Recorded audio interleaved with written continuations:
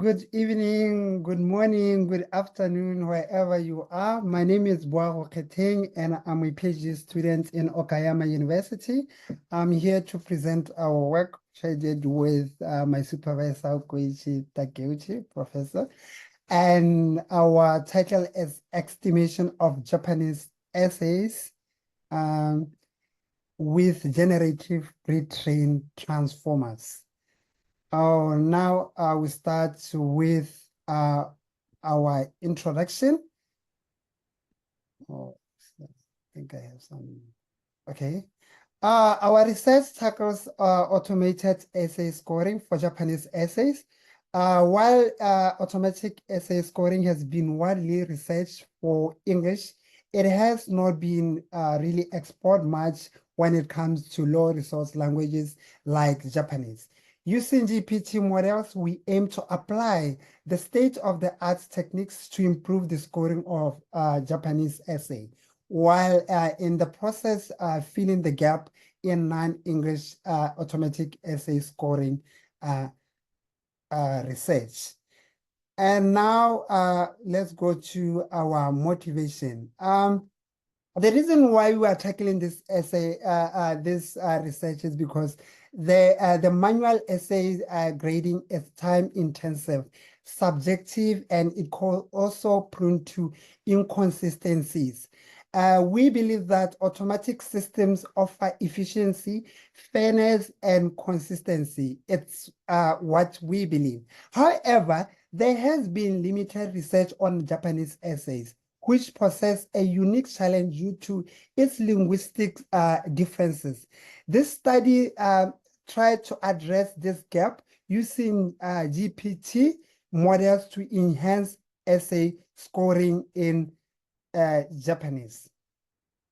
Now let's go into the literature review. In previous research, the previous research has shown that neural networks such as CNN, LCM are effective in essay scoring. This was one of the papers which was written in 2016 and 2017 by Tafui and No et al. And more recently, models like BET and GPT has proven to be better for this task, for this downstream NLP task. But studies have mainly focused on the English essays. Our research applies GPT to Japanese essays where fewer linguistic resources exist, which is in simpler terms, it's a under-resourced languages because it doesn't have much applications. And then we'll continue with our literature review. Japanese specific GPT model, such as OpenCalam and Calam 7B, have been developed and trained on Japanese corpus. Therefore, these models optimized for Japanese text and are well suited for the study on Japanese essay scoring. Now to the data description. We work with a data set provided by the Japanese Language Resource Association. This data set contains essays from Japanese students based on 12 prompts across 4 themes, which is science, East Asia, critique, and globalization. And these essays, they range from 100 to 800 characters, and they were scored based on comprehension, logic, and grammar. And the scoring was in a 5-point scale with 2 raters whose scores were averaged. And in our research, we are focusing on the comprehension only. Now, an example of our category, just giving an example of how the prompt looks like. Here is a prompt 1, because we have prompt 1, prompt 2, and prompt 3. In prompt 1, we have that example like globalization wa sekai mata wa kakukoku no shutoku kakusa odo no yo ni hinka sasimashita ka. Which means that in English, it's how has globalization changed income inequality in the world or across countries. And this prompt was supposed to be answered in 300 characters, Japanese characters. And then we have the score distribution. In this slide, we are just showing the score distribution across the themes. As we can see, we have the score distribution varying significantly. For example, we have the science theme. I don't know if it's clear the size. We have the science theme that tends to have a high average scores, while the critique theme shows more variability with a high concentration of mid-range scores. This actually reflects the different complexities in prompts across all these themes. And now to our methodology. We use a neural network-based approach for essay scoring. Pre-trained models like BERT and GPT were used to generate embeddings for essays. These embeddings were then passed through a fully connected neural network to predict the score. And this approach allows us to capture both the structure and the content of the essay because of how the GPT networks are capable of. And then we have the design of the loss function, because in our paper, we try to use a hard labeling, which is the normal approach, and software labeling, which is something that I will explain in this slide. We used a soft labeling technique to address the ordinal nature of essay scores. The loss functions assigns a heavier penalties for prediction that are further from the true score. These methods help us, the model, to distinguish between slightly incorrect and significantly incorrect predictions, improving its ranking accuracy. Or someone will just be asking, for those who don't know what an ordered regression is.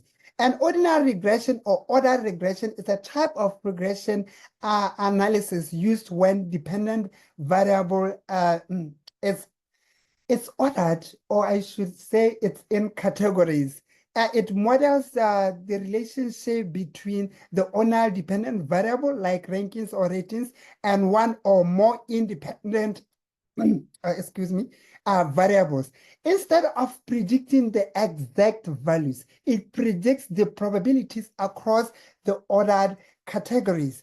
And in this context, it allows us to get the uncertainty or gradual transitions between the adjusted scores, unlike the hard label, which assign a strict categories like 0, 1, 1, 1, 0, or something like that for this in this case. Oh, let's move, I think, my turn.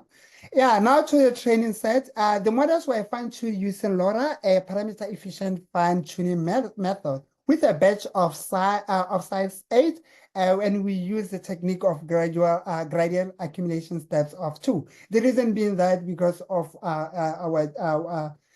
what we were using to run our models, we didn't have enough memory.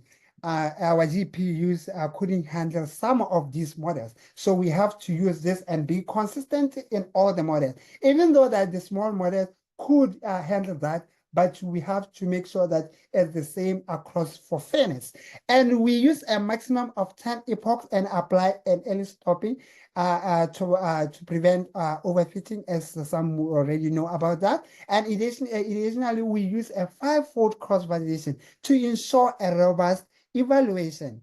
And then evaluation metrics that we used we use F1 score, quadratic weight kappa, accuracy, and root mean square. These are several metrics.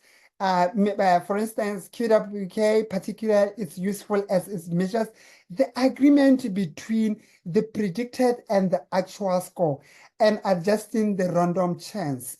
This makes it a very important metric in our task, where we need to assess how well our model is matching the human judgment or the gold standard. And then let's go to the next slide, which was now into our experiments. In our experiments from that table, you can see that we have with software label and without software label. And then we have already highlighted the scores that the highlighted score in the table is the one that was the highest in each. In our best performing model, open column medium, achieve an accuracy of 62.33 percent, which is in without software labeling, and QWK of 5551, showing a strong agreement with human scoring. Another model, because we are using the open column and we're using ELISA as well. ELISA Llama 27B first had lower performance in QWK of 0.337. This demonstrates that the model pre-trained Japanese text like open column are more effective for this task, which already it's multilingual. We have English and Japanese trained, and for ones like ELISA, which is has been trained only specifically for Japanese, they are not doing well. And then we did an experiment also to check. We have evaluated the method across individual prompts. For prompt 1, we see that stable ML model achieved the highest QWK of 0.7536, and then showing a strong agreement with women's scores. And the performance highlights the ability of certain models to handle a specific prompts better, likely to use maybe show the prompt complexity or the length. And then category-wise, we're trying all variables to see the performance of this model so that we can get some insights. And then we have seen that different models excel in different essay categories. For instance, in the science category, open column medium achieved a higher performance, while in critique category, column 27B without software label performed best with QWK of 0.581. This demonstrates that tailored models to a specific essay type could maybe perhaps lead to a better overall performance.